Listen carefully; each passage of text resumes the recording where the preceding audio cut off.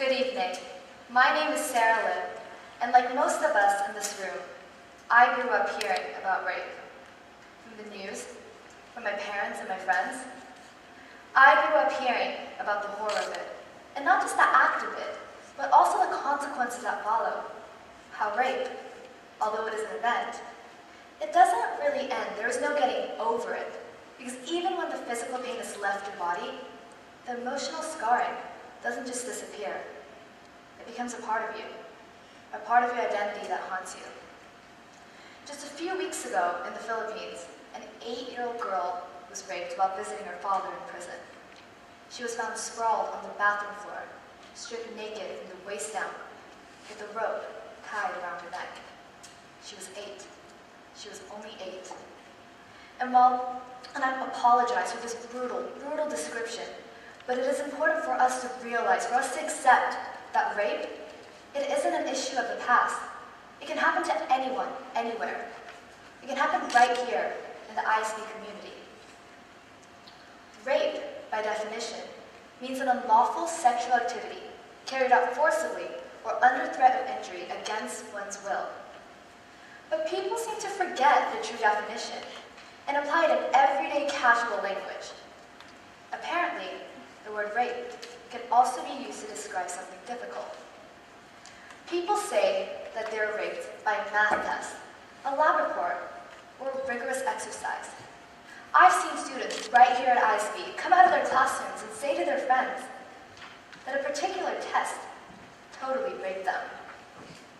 Yes, these types of action happen even at ISB, where the students are taught to the highest of standards. It amazes me that while we are taught to be internationally aware, we are intentionally choosing to compare someone's horrific ordeal to something as small and insignificant as a test.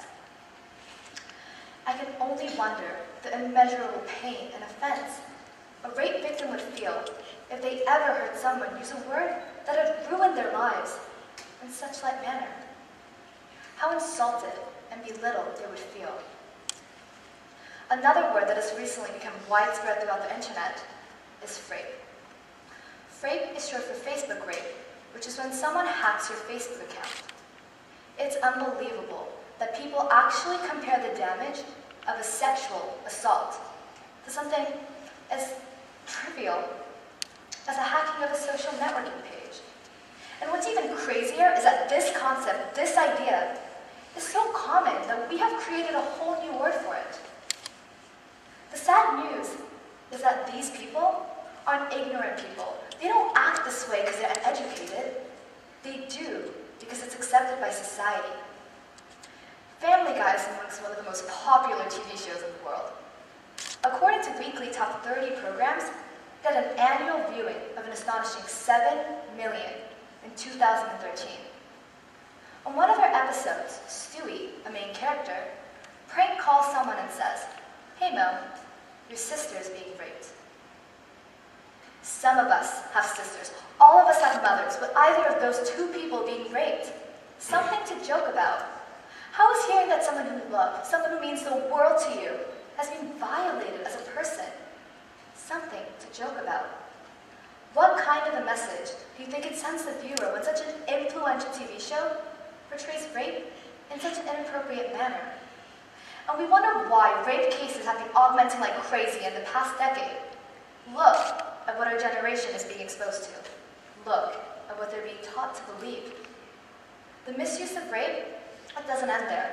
Just a few years ago, an American comedian and the television show host, Daniel Tosh, stirred up huge controversy when he made a rape joke during his comedy routine that upset a female audience member. She interrupted him to tell him that she didn't find his jokes funny. And his response to her was, "Wouldn't it be funny if that girl was raped by 5 guys right now?" It is disgusting that a human being would ever wish upon an act so horrifying such as rape on another person. Listen to the words of Angie, a rape victim at Amherst College. "I stopped eating. I stopped sleeping. I secretly hoped that one day on a run, my heart would just stop, so no one would have to see me again. I wasn't worth anything anyways. How? How can you hear that? How can you listen to that and still find it funny to want someone else to feel that type of pain? The list continues. Just a year ago, the director of CBI, which is a police agency in India, made a speech comparing gambling to rape. He made the claim that if the government couldn't enforce a ban on betting, they should at least legalize it to make profit off of it, by saying that the situation was like rape. If you can't prevent rape, you might as well enjoy it. This man compared the damage of rape and enjoying that to the government earning profit, to the government earning money. I hate that I have to grow up in a society where someone else's misery is used as a source of entertainment and casual conversation. I hate that while 89,000 rape cases happen just in the United States annually, and on average 1 woman every 2 minutes is sexually assaulted, that our society fails to recognize the horror behind it. It terrifies me that so many scholars believe that language and the way we think describes how we feel about the world. Because if we see language, if we see rape, no different than a math test, or see it as something to joke about, it is only going to become more common. But unlike some damages in our society, this one is reversible. Language and the way we think is plastic, which means we can change it, and we can change the course of the future.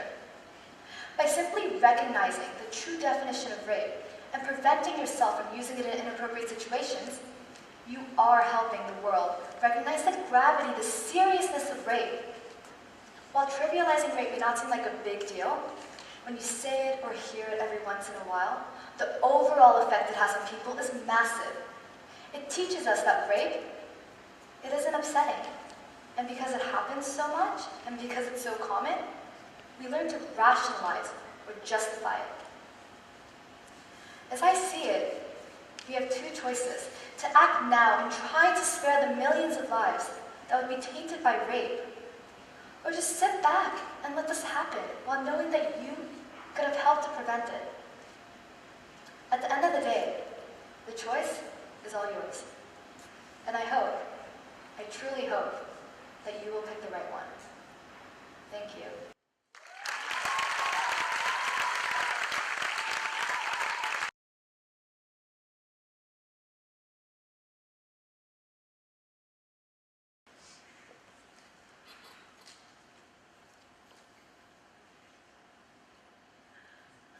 Hi, my name is Kung Musal, and today I'm here to teach you, all of you, to make your own personal army through Facebook.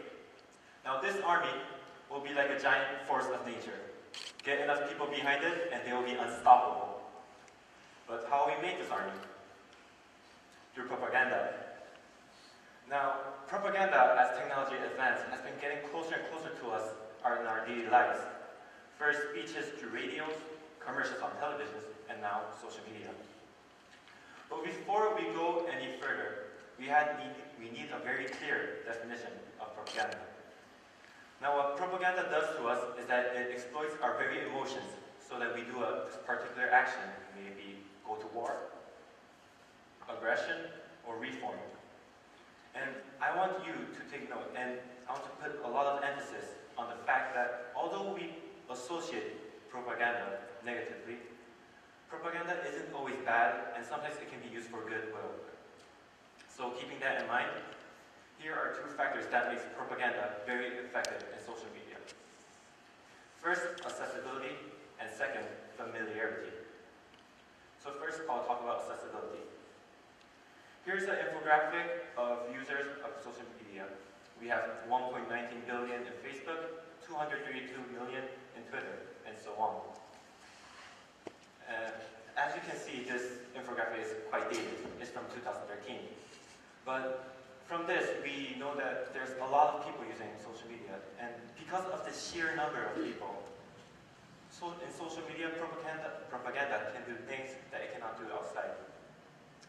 It can target people all around the world. And here's a group that does this really well, ISIS.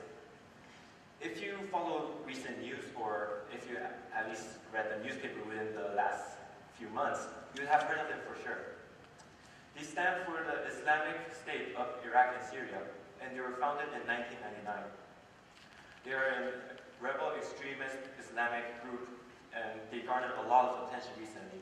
Last year, June 29th, after they declared themselves as a worldwide caliphate, which means that they're claiming authority over all Muslims in the world. Now, logically, we might think that they will only target Muslims, because after all, they are an Islamic group. However, because of through this accessibility factor, they target other people as well. Now, here are some screenshots of the video ISIS released. A very short video, around less than 2 minutes. And when you watch it, you will find it very familiar. Why? Because it's really similar to a Hollywood action film trailer. Now first, as you can see in this first screenshot, there are explosions. For the first 30 seconds or so, there are only explosions, and they're all in slow motion. Next, the camera is very shaky. And like all action films with shaky camera, it also has a shaky camera. And to put the final nail in the coffin, they have a very stylized title at the very end of the video, and then ended with a coming soon. And have these photos in mind, and here are 2 other posters reported by The Guardian. Now, on the left, you see the poster referring to YOLO, and on the right, you see the poster referring to Call of Duty. Now, why would you think ISIS, an extremist rebel Islamic group, would use YOLO, or Call of Duty, or any other Hollywood action film? Well, what they are trying to do is to portray themselves as fun and exciting, and give people a sense that they're adventurous. And by putting these on social media, where everyone around the world has access to it, Westerners who understand these references, the action films, Call of Duty, YOLO, they see it and they get desires to break free of their boring life. They get emotions of wanting something more fun, exciting, which ISIS wants. Now, we can see how effective this propaganda was by these numbers.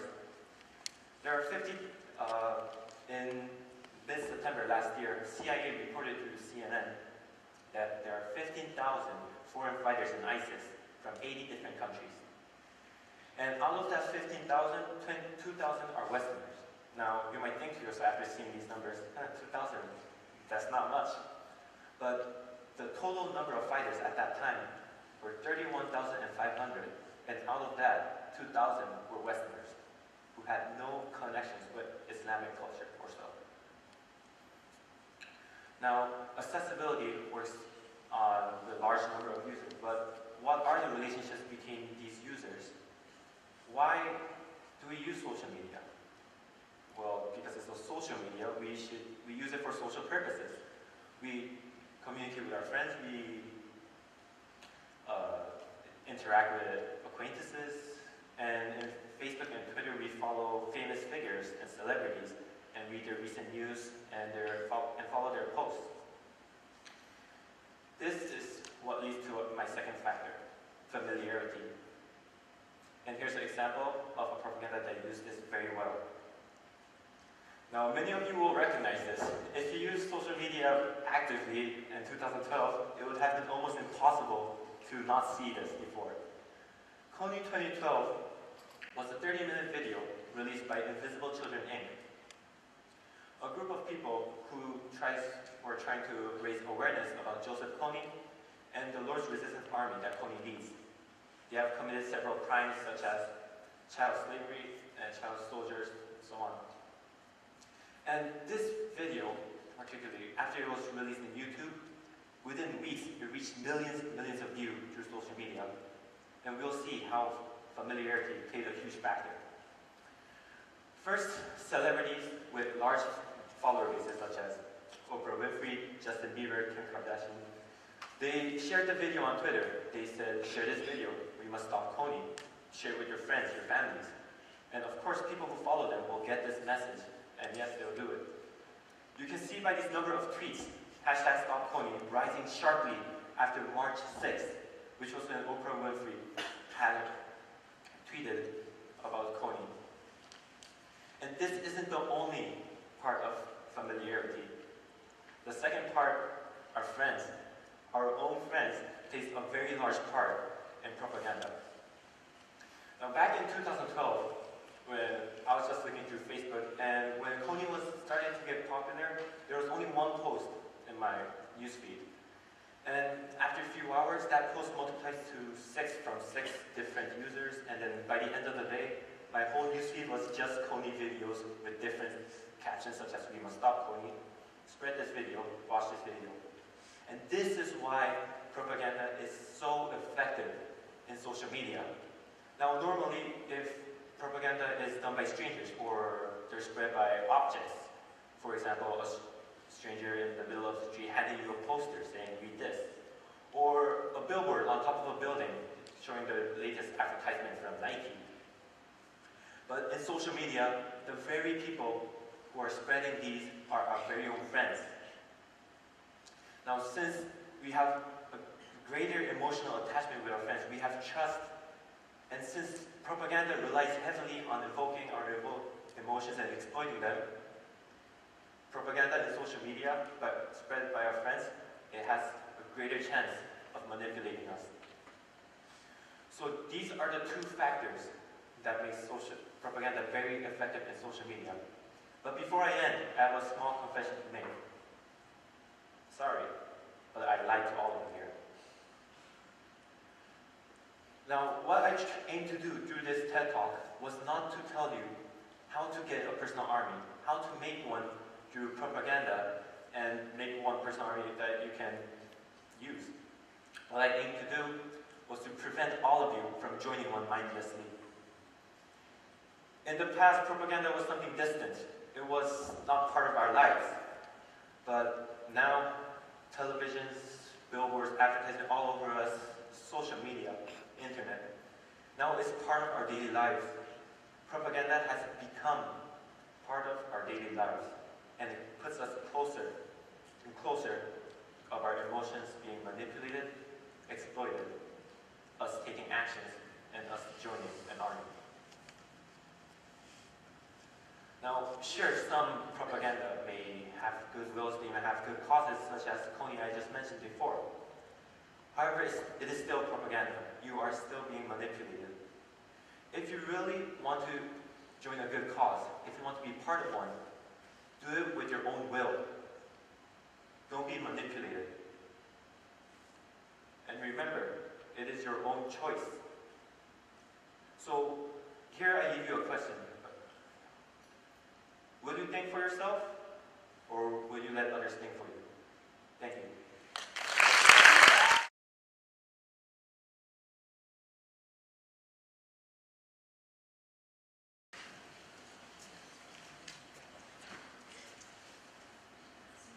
So, how many of you would make an important, life-changing decision without A, complete understanding of your choice, and B, being fully committed to that decision? Well, of course not, right? Then I ask you, why do we ignore so many good decision-making skills when we start our path in life? Why does society force us to go straight from high school to college, pick a major, then a career field, all by the age of 20?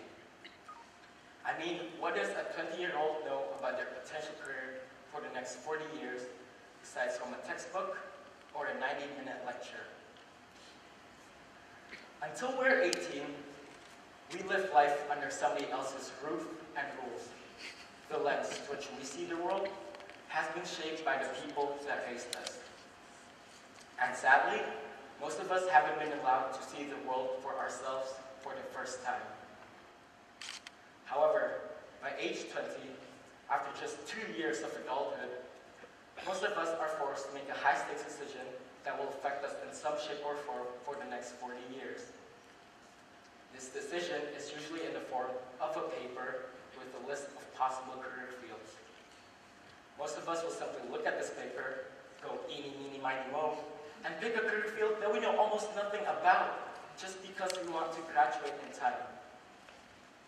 You see, the problem is society is forcing us to make decisions about life before we're even allowed to live. In a recent survey, around half of college freshmen still haven't decided on their majors yet.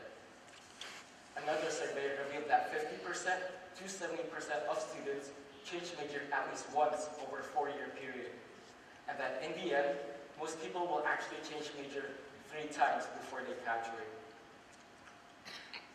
A wise man once said, picking a college major is probably the worst blind date you could ever go to. And that is why I'm here to advocate for a gap year time mentality, whereby every single student straight out of high school is expected to take a time off to discover his or her passion, thus preventing indecisiveness. You can do a lot in your gap year. You can volunteer for Habitat for Humanity. You can spend your semester at sea, or backpack across Europe, or even enlist in the military. If you think I'm crazy, well, let's just say that Harvard is on board with my idea. If you look up in Google Harvard admission gap year, you'll find this article by them called, "Should I Take a Time Off?" And long story short, yes, they actually recommend that you do take a gap year. Since its birth 40 years ago, the gap year has gone from a rare occurrence to an everyday choice for university students. It used to be exclusive to students in the UK, but in recent years, the trend has caught up to the US and is slowly making its way throughout the world. I believe that every single student would benefit from a gap year, because by doing so, we're essentially giving ourselves time to step back, think, and discover what's our passion, or determine what isn't. And if you think about it, isn't that what life is all about? Discovering your passion? Now, Dulett did a survey recently on employee passion, and they found out that 4 out of 5 people do not have passion for what they do. That's 80% of people spending more than 2,000 hours a year doing something they have no passion for. No wonder we see the midlife crisis. No wonder we see affairs. People are searching for passion, and when they don't find it in their work, they search elsewhere. You see, if people have actually taken their time to discover their passion, none of this would happen. In fact, students who've completed gap year are as much as 75% more likely to feel happy or extremely satisfied with their career post-university. Also, if I might add, as much as 60% of students said that their gap year actually helped them decide what course to take later on in university. The gap year is also a great way for you to rejuvenate yourself, especially since you guys were studying nonstop since preschool. I mean, think about it. Wouldn't it be nice for you to take a year off, especially after 2 years of the IB? Now, I know that some of you might think that by taking a time off that you might forget or lose some valuable skills that you're taught in school, and that you are perceived as lazy by colleges. You might also think that by taking a time off that it would actually hurt your grade later on in college. But in fact, it's the complete opposite. Colleges see gap year students as more mature and are seen as an asset for their campuses. As much as 66% of students took their academic work more seriously after taking their gap year. And as for grades, well, Skidmore College reported that their gap year freshmen produced GPAs several percentages higher than their peers who did not. The gap year is also a great way for you to regain skills that might prove useful for in the future. If you did something productive in your gap year, you can put it in your resume, create a stronger portfolio, and eventually be accepted to a more ideal college and eventually a good job. 80% of gap year students said that it actually helped them with their employability. And by taking a gap year, it would make it easier for you to transition from college to the working world. So, in the end, the big message I want all of you to take home today is that just because a system has already been established and everyone is following that system, doesn't mean that you have to follow them. I know it might sound cheesy, but sometimes the road not taken is probably the best road for you. That is why I think taking a gap year is probably the best decision that you can ever make. Thank you.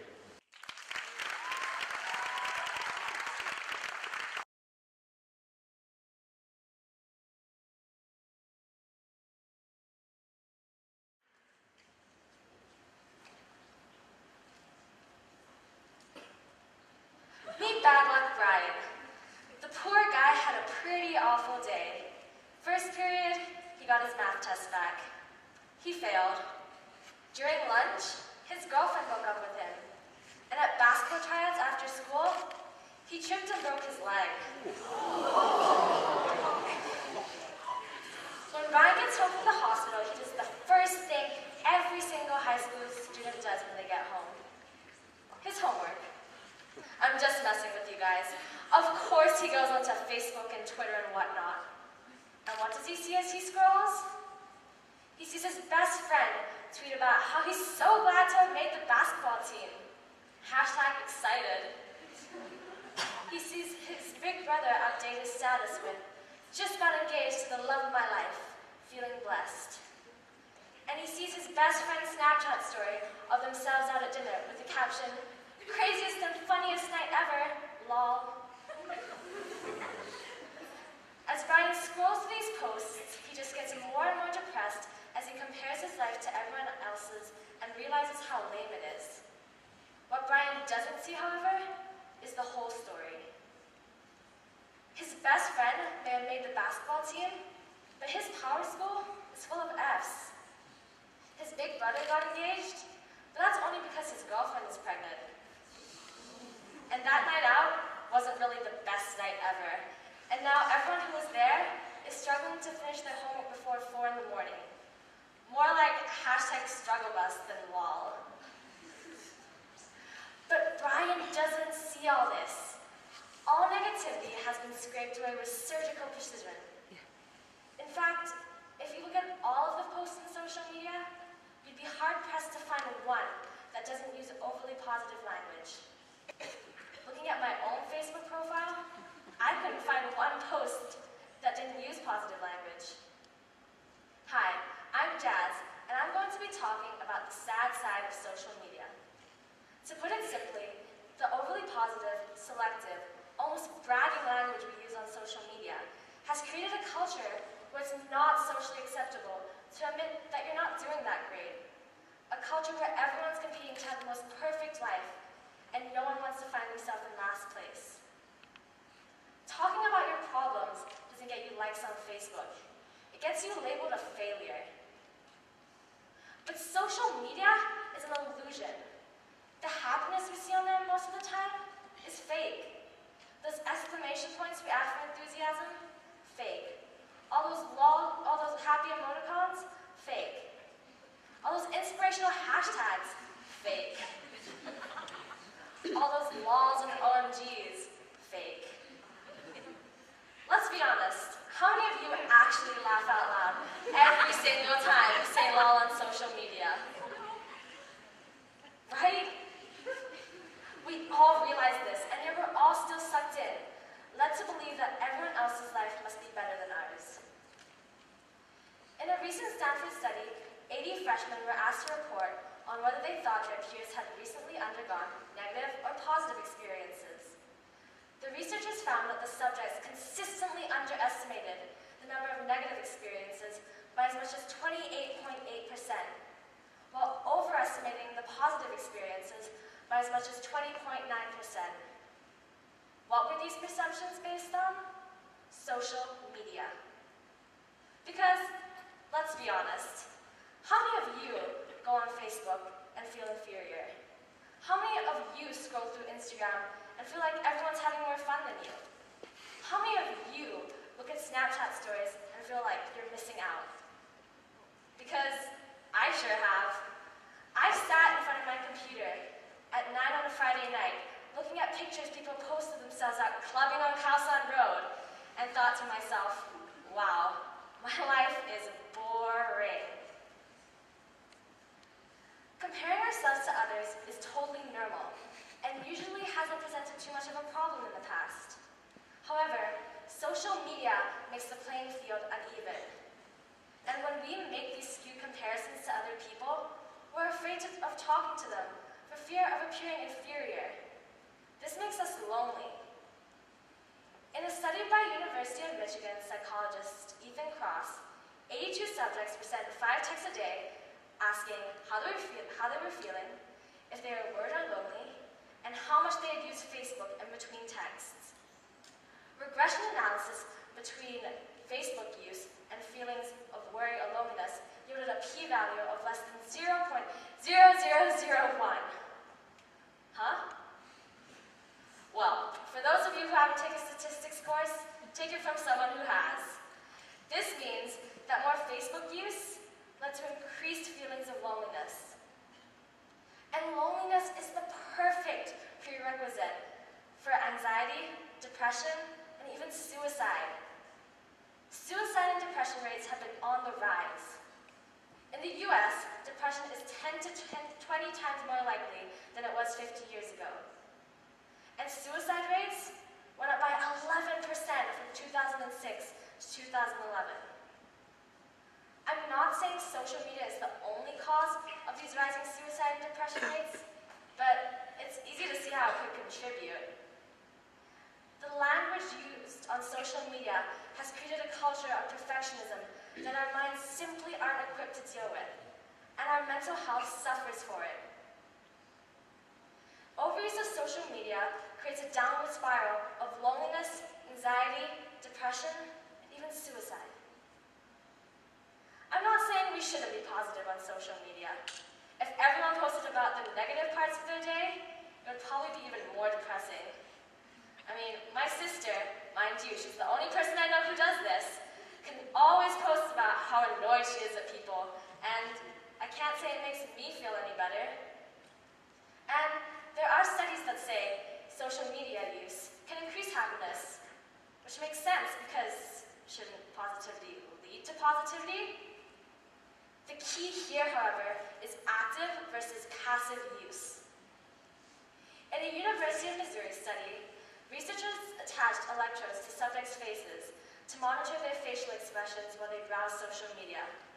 The researchers found that when the subjects were actively involved with social media, there was an increase in happy expressions. But when they were only passively involved, these happy expressions disappeared. This means we should use social media to actually socialize with others. What? But in all honesty, let me explain what active versus passive really means. Active means messaging others on chat, liking and commenting on others' posts, and updating your status when something truly good and worth posting about happens to you, as opposed to just passive browsing, which is mindless scrolling through news feeds and stalking others' perfect profiles. Because when you see the humans instead of the perfect profiles, you'll realize that you're not the only one having problems, and there are people you can talk to. The other, more obvious solution to this problem is to simply use social media less. This probably sounds like your parents' yells to get off Facebook, but sometimes parents can be right. Studies like the ones I've told you about have shown that overuse of social media is damaging to our mental health. Small 10-minute windows of what psychologist Wendy Gardner calls social snacking is best for our mental health. So, ultimately, if the language of social media is getting you down, do something drastic about it. Close your computers, put away your phones, and open your doors to the real world. Thank you.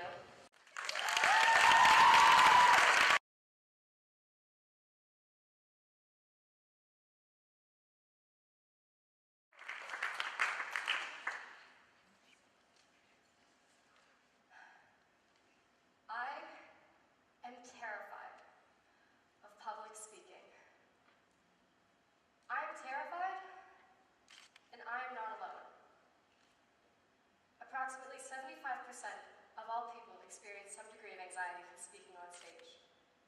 That's 3 out of 4 individuals, meaning that out of the approximate 280 in this room right now, 210 of you experience the same fear that I do. But it's a fear that's common. More prevalent than fear of heights and failure, public speaking is hypothesized to be even more feared than death itself. Yet for something so dreaded by the majority of people, it is the most highly sought ability professionally and an incredibly important skill applicable to all areas of life. We persuade through fear, through respect and admiration, and through inspiration. Persuasion is power, and language enables us to do so effectively. Hence, therefore, language is power. It is so incredibly important for young people to become strong public speakers. To gain any amount of power in one's life, oratory abilities are essential. Without the ability to express oneself, one allows their voice to be silenced. In choosing to limit your voice, you lose power over school, your career, even your most basic relationships. Oratory competence is essential to achieve further, if not full, success in career development, business growth, and even your most basic relationships.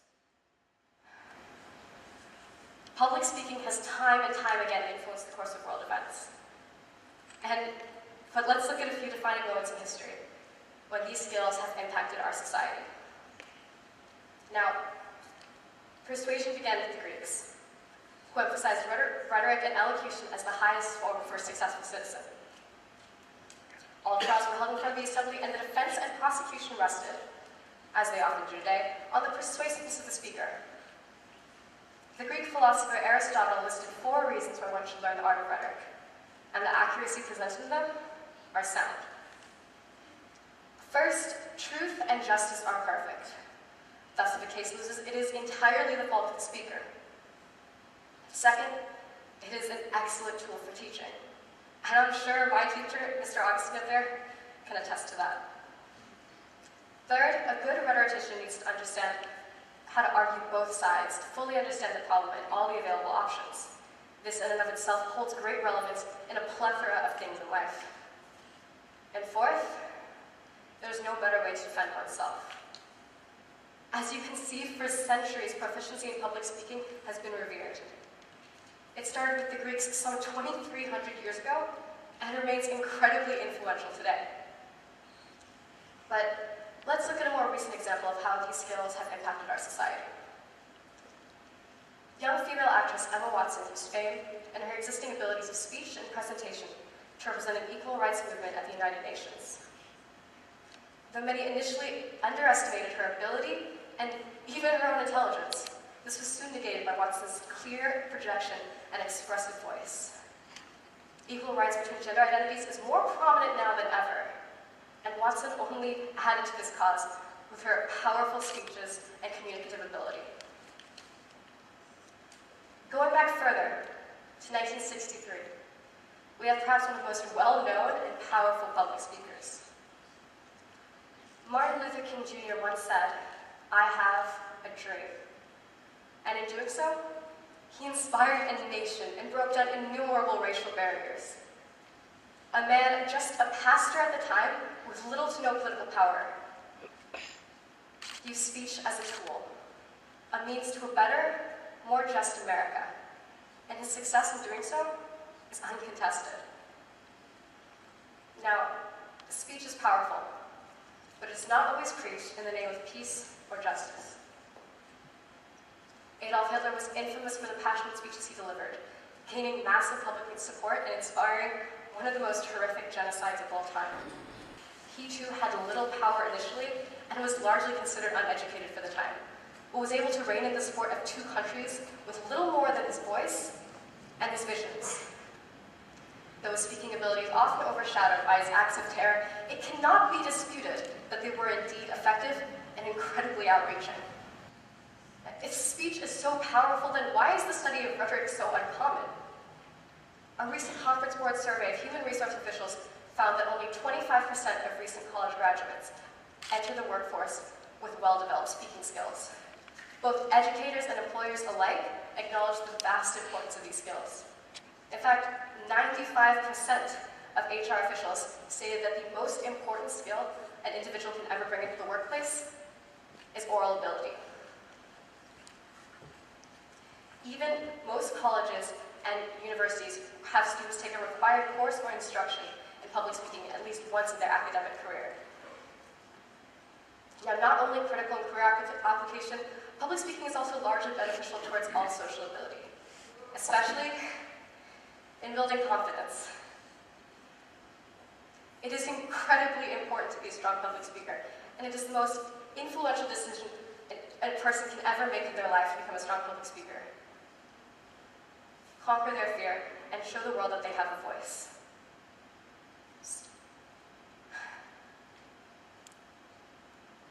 So please, improve your voice.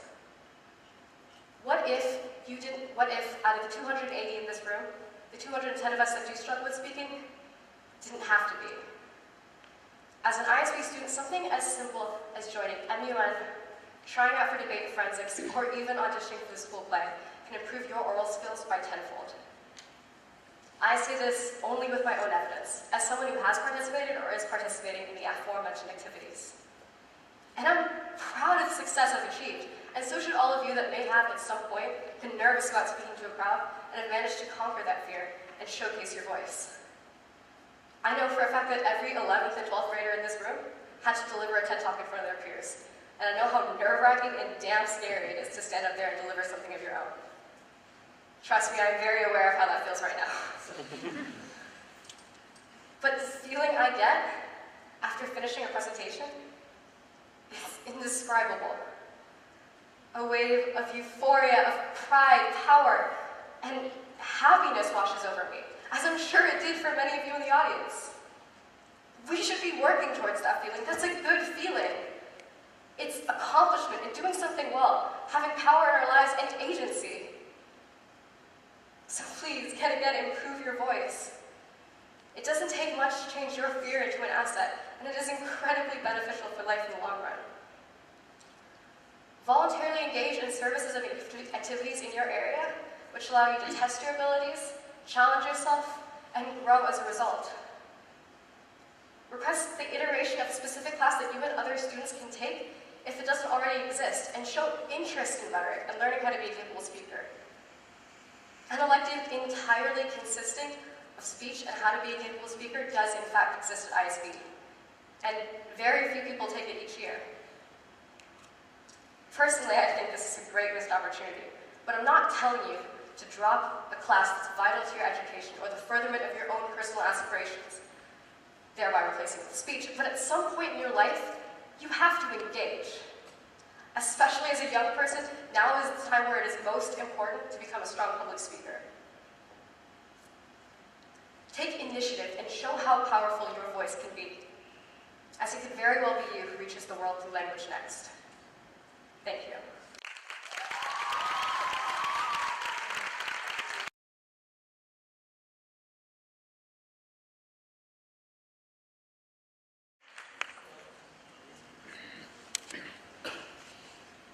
Hey guys, tonight I want to ask you a question.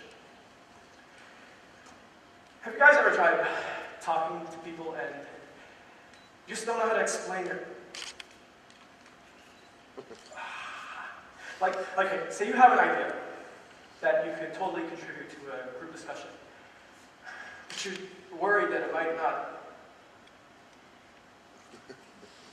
Like, you just can't even finish it. Okay.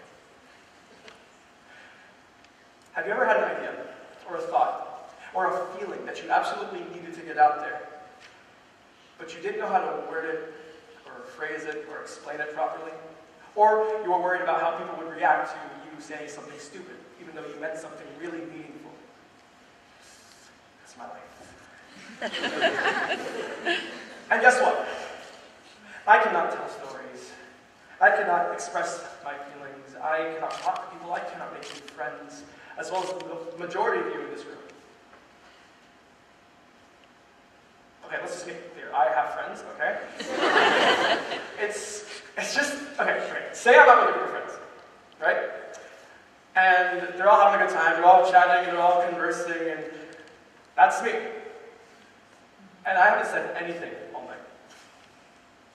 I haven't said anything because I'm either A, overthinking about a completely unrelated issue, or B, overthinking about how people would react to me saying something potentially dumb. It's all because of this awkward, weird personality that I felt judged or labeled as that guy.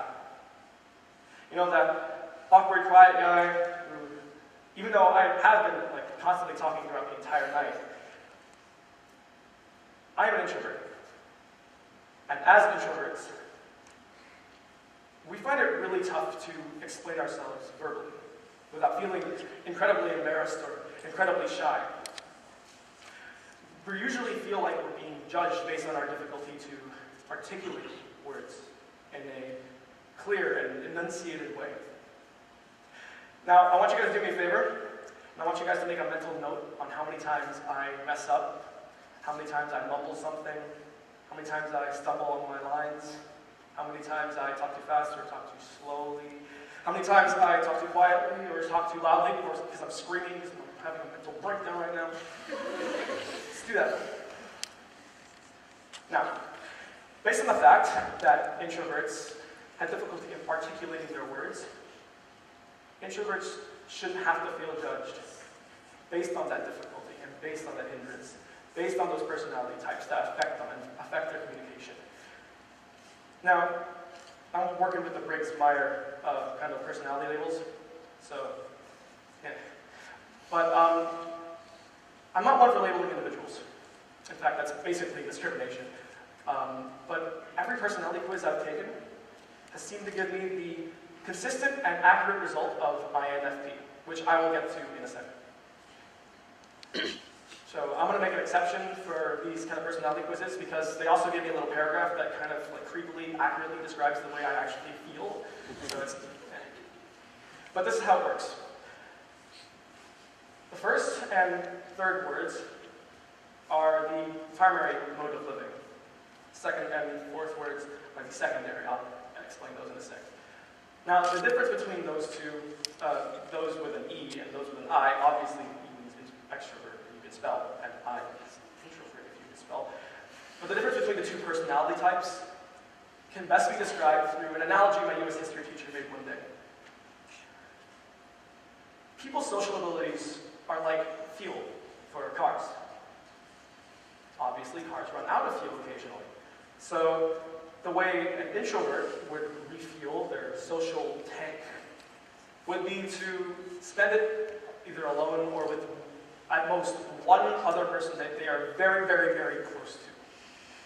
That's so they can reflect upon their feelings by themselves, so they have their little personal space, while an extrovert would go out with friends and channel their feelings and emotions through social interaction. Now, for an INFP like me, and very, very few of you in this audience, I'm assuming, the primary mode of living is introverted and feeling, INF.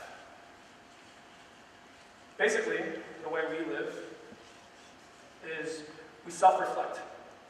We take things in based on feeling and the way that they could possibly fit into our personal set of values. Now, our secondary mode of living is extroverted intuition. It's kind of weird because it's the word extroverted, but I'm an introvert, but I didn't make the system up. Some weird thing did. Now, the secondary mode is external, where we take things in based on our intuition. Now, for those of you who know me well, and for those of you who actually don't even have to know me well, you know that I'm in love with this character that just disappeared in like half a second. I'm in love with the character of Peter Parker and Spider-Man. Now, people think I'm obsessed with the idea of swinging through and saving people and being a hero, which is cool, but what I'm really obsessed with is his core personality. Peter Parker can't talk to girls. Peter Parker barely has any friends. He's also a very, very solitary character. Now, the thing is, I can relate to him on a personal level because Marvel has confirmed him as an INFP, like me. Like very few of you in this audience. We both take things in based on feeling and based on how they fit into our personal set of morals and values. He's always that awkward social outcast, both in high school and in college life. And we both share, as INFPs, a similar goal: to find out our meaning in life. What is our purpose? How do we best serve humanity? Unfortunately, with that really noble goal, we have flaws. As INFPs, we don't like dealing with hard facts and logic. Our focus on feelings and human conditions make us really tough to handle when dealing with a personal judgment. It's not uncommon for INFPs to spout random fact after fact, usually inaccurate fact, in an emotional outburst when they're under stress to win an argument. Which leads me to my next point: how do we speak differently than most people? I want to quote a friend of mine who is the same personality type as me. As an introvert, I feel less comfortable speaking around others and sharing my opinions, but sometimes I really do want to express myself. However, when I do that, I always overthink, and it causes me to stutter and choke up when I try to express myself, and it ends up being a mixture of words close to gibberish, because I worry about what to say in front of others. I feel ya. It's not a matter of political correctness, as much as it is just not knowing how to phrase something or word something without sounding dumb. According to personalitypage.com, INFPs tend to feel very socially awkward, very uncomfortable when asked to express something verbally. So, what are extroverts supposed to do about this? What are people who can verbally articulate and enunciate their words, those who can express themselves in a concise manner, supposed to do to make us feel less uncomfortable, less awkward, less afraid to share our opinions, less afraid to express our feelings? It's surprisingly simple. Just let us talk, let us explain, help us feel comfortable and chill out. Don't start talking until we're finished talking. You know what? Don't start talking until we're finished explaining what we're trying to mean. Introverts shouldn't have to be in an environment where they feel like they're being pressured to say something or explain something that they don't want to, because nobody should generally. Nobody should ever be put on the spot like that in their lives. But unfortunately, the sad truth is, we are all put on the spot in our lives. It's just that some of us need more help talking our way out of that spot than others. And it's up to you guys to make us feel more comfortable in doing the talking. Thank you, and have a good night.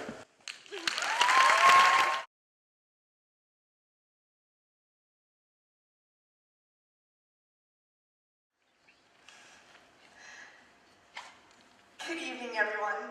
I'm Marcia, and I love books. I mean, I love reading. I love the whole process of it, getting into the story, being invested in the characters, ultimately ending up with a tear-stained face every time I start getting emotional, which happens quite a lot. I think my favorite part about reading is getting to know new characters. It's like getting to meet new, different people every time I start a new book. It wasn't until recently that I realized I was wrong. I don't actually meet new, different people every time I start a new book. Instead, I meet the same ones over and over again. I meet different variations of the same white, straight, able-bodied characters. Now, after realizing this, I really needed to sit down and think about my conclusion. Because I didn't want to think of my favorite authors as sexist or racist or homophobic or anything. I respect them, and I still do. So I did some research, and I'm not going to lie to you, but the research completely broke my heart. In fact, it made me feel angry, upset, frustrated. Because the truth is, according to Publishers Weekly, of the 123 best-selling young adult novels of 2013, over 88% of those books were about white main characters. leaving only 12% of those books either about people of color or people who are completely unidentified. Let that sink in. Of the 123 best-selling young adult novels of 2013, only 12% of those books were about minorities. Think about it. The Hunger Games, Percy Jackson, Harry Potter, Divergent, Prodigy, Ready Player One. When you think about these main characters, what race do you see? Because usually, the answer is white. Now, I don't know about you, but that doesn't sound like an awful lot of diverse representation to me. To me, that sounds an awful lot like a world that's apparently full of white, straight, perfect people. But look around. The world isn't like that. In fact, look around this room. In this very room of roughly 200 people, we are more than just one group. And yes, sometimes there's a different color supporting character thrown in here and there in order to make sure that the story is diverse and interesting. As if a character of color by themselves can't possibly be interesting. As if they can't possibly be heroes. As if the only thing they're really good for is either for comedic effect, filling up space, or being a source of pity. As if they're only really good as secondary characters. Now, as someone who loves stories as much as I do and identifies as a person of color, I didn't want to stand for it. So I took some more time and I really thought about my favorite characters. I decided it would be interesting if I redesigned them, looked at them differently. See if my favorite characters being of a different race or having a different background would change anything about the story. Make anything more interesting. So, as part of this exhausting process, I reread the books, I looked online for more information on the characters. I even searched and researched the historical context of the setting in order to make sure everything would fit in perfectly and logically into the story. And spoiler alert, it does. Figure number one, probably one of my favorite characters of all time, Harry Potter. Let me give you the rundown. Out of all 7 books, Harry has been described as a boy with brilliant green eyes, messy black hair, a lightning-shaped scar on his forehead, and he wears a pair of round glasses. We know that the story of Harry Potter itself is set in Britain, so we can assume that he's British. However, that does not make him white. Yet, this is how he's been depicted in media. I'm talking everything from book covers to movie casts to even fan art on the internet. White, white, and white. Even though the descriptions given in the books don't necessarily make him white. Just because he has green eyes does not make him white, and just because he's British does not make his skin color a specific skin color either. If you'll excuse my own artwork, here's how I see him. Harry Potter. Brilliant green eyes, messy black hair, a lightning-shaped scar on his forehead, and a pair of round glasses. But, as you can see, not white. In my head, Harry Potter is half Indian from his father's side and half white from his mother's side. This would make Harry Potter not only a half-blood by a wizarding bloodline, but quite literally a half-blood, a mixed-race character, making Harry Potter one of the very few biracial characters in young adult literature. Harry Potter would be representing over 9 million biracial people in the United States, according to 2010 census. And that's only in the States. Studies show that the amount of biracial people of the world has skyrocketed since the 2000s. Think of how many lives of biracial people Harry Potter would have touched if he were to be biracial. Harry Potter being biracial would have brought so much more death to the nurse's neglect when he was a child. Harry Potter being biracial would have been a little wink to Britain's historical culture in the 1990s when Britain's population actually increased over international immigrants. Harry Potter being mixed race would have meant that this phenomenal 7-book series had more than 8 people of color in it. Harry Potter being biracial would have meant so much to me, personally, as a mixed race girl myself. Yet, people seem to imagine him as white, just like they imagine almost every other character out there as white, if the author does not explicitly state that the character could be anything other than white. Because people automatically assume that a character, especially a hero, is white. Because we've been told, it's been drilled into our heads that apparently white is synonymous to ideal. And even when an author does state or hint that a character could be anything other than white, sometimes people just choose to dismiss that. Take Katniss Everdeen, for example. In The Hunger Games, she's been described as a girl with black, long hair, gray eyes, and olive skin, but not white. It is so easy to depict her as anything other than white.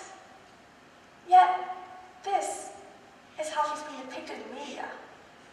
And this is how I see her. Black hair, gray eyes, and olive skin. Not white. Katniss Everdeen being a strong, smart, female protagonist who isn't white is revolutionary. Especially when a series is this successful, especially when it's this influential. Whitewashing Katniss Everdeen is a huge game changer, and not in a good way. Because kids of color who are reading these books need that representation. We need that representation. We need more main characters of color so that kids don't feel like a supporting character. We need more main characters of color who aren't just there for comedic effect, who aren't just there to be a trope, who aren't just there to experience some sort of terrible fate, so that another white main character can go through a hero's journey. We need more main characters of color so that kids of color can have someone to look up to, instead of just accepting this force-fed idea that white is the ideal. And it doesn't only happen in young adult literature. It happens in everything. In comic books, in TV shows, in movies. White, straight, and able-bodied seem to be the default setting for every single hero out there. But the world isn't like that. There are over 7 billion of us on this planet. Every single one of us is different. Every single one of us has a story to tell. And it's so fascinating. Not a single one of us is the same. And that's the beauty of humankind. Why choose to ignore that? So it's really up to us on how we view our characters. The next time you see a character as white, ask yourself why.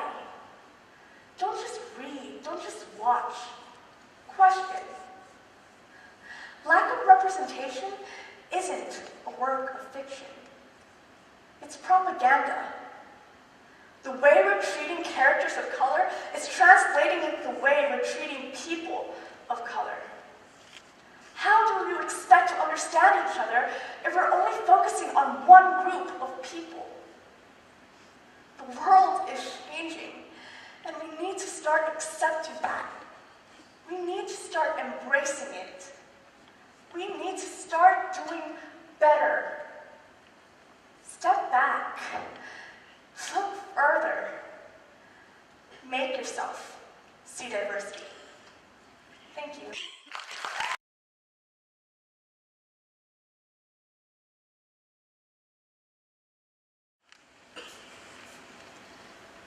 Cripple jokes.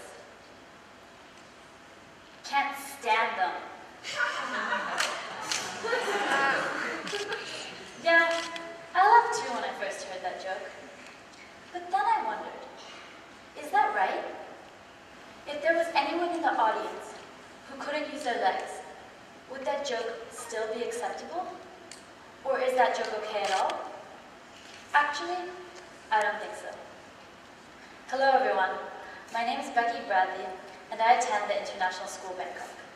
Today, I'm going to explain to you how the language we use creates and reinforces our mental images and shapes meaning. After this talk, I want you to open your ears to some of the language you are using.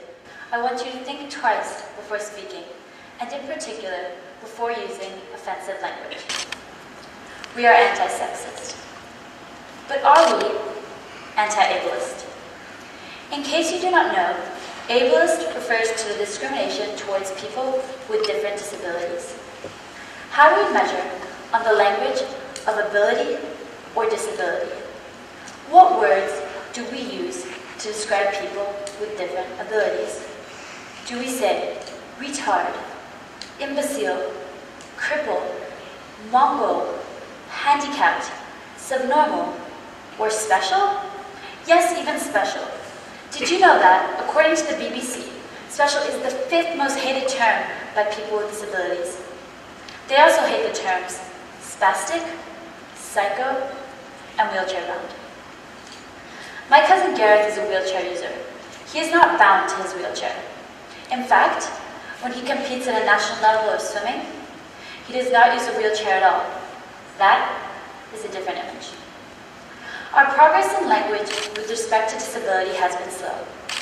Part of this tardiness is because of the diversity that the term disability encompasses. It includes people who appear differently, who think differently, and who act differently. And sometimes it scares us. Karen Finlandajani, writing in the Disability Studies Quarterly, describes disability as the neglected diversity. She further states that people with disabilities are frequently perceived exclusively in terms of their disabilities. In particular, let us look at how language has had a major role in this. Beginning with the definition of disability, the term I have used 10 times already, which is loaded with negative connotations. Dictionary.com defines disability as a lack of adequate power, strength, or physical or mental ability, incapacity. The use of the word lack or incapacity suggests that people with disabilities are not fully functioning humans, that they are considered less than able-bodied people, incapable of living a full, normal life. So maybe we need to redefine disability or find another term. But it is not that simple. Changing a language takes time. Even if it is only a few words, these words must be thoroughly woven into society's values and be retaught to everyone. So instead, I will focus on just 2 words and 2 actions for you to consider. The first word is special. Special implies better or more important. People with disabilities are neither more nor better than you or I, and they do not wish to be considered special. We just had our 18th annual Special Kids Olympics, and we all understood what we meant by Special Kids Olympics. Or did we? Were we really just hanging out with a group of young people, all of us having fun? Because for me, that's exactly what it felt like. I think this is a fantastic event, but I'm wondering about whether we need to rename it. The second word is handicapped.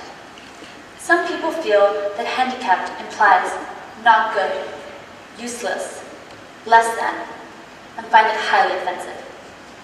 Damon Rose, the editor of the BBC's disabilities website, Ouch, says that handicapped is a word which many people with disabilities consider to be the equivalent of nigger. It evokes thoughts of being held back, not in the race, not as good, weighed down by something so awful we ought not to speak of it.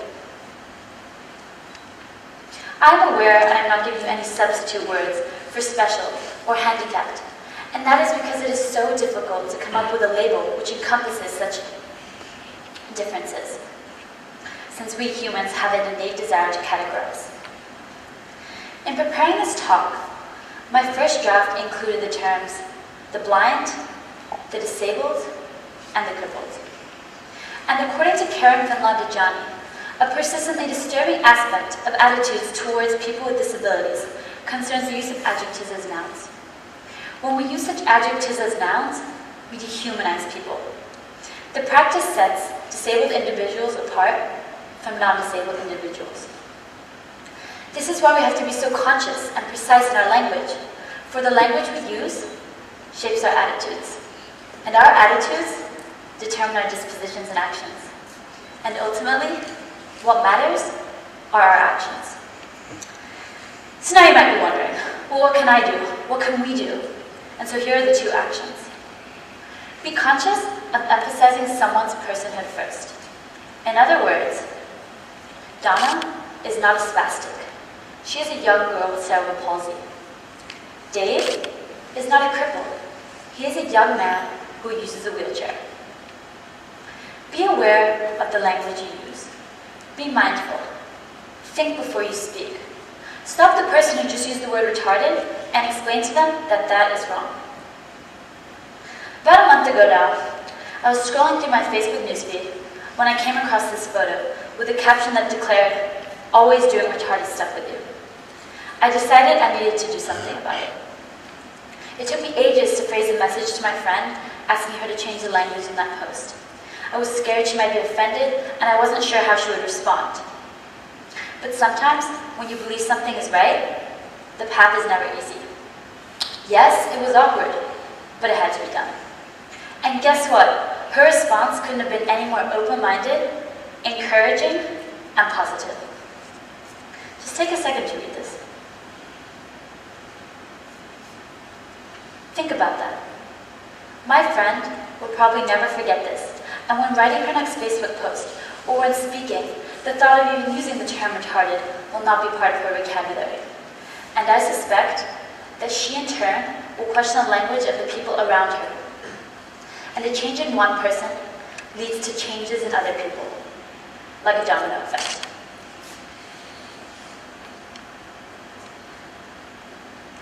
In preparing this talk, I learned to change my attitudes about disabilities. I think differently now, thanks to what I've read, what I've seen, and the people to whom I've spoken to, one of which was my cousin Garrett. I will leave you with one final thought. I asked my cousin what he would like to be called, and this is what he said. Thank you.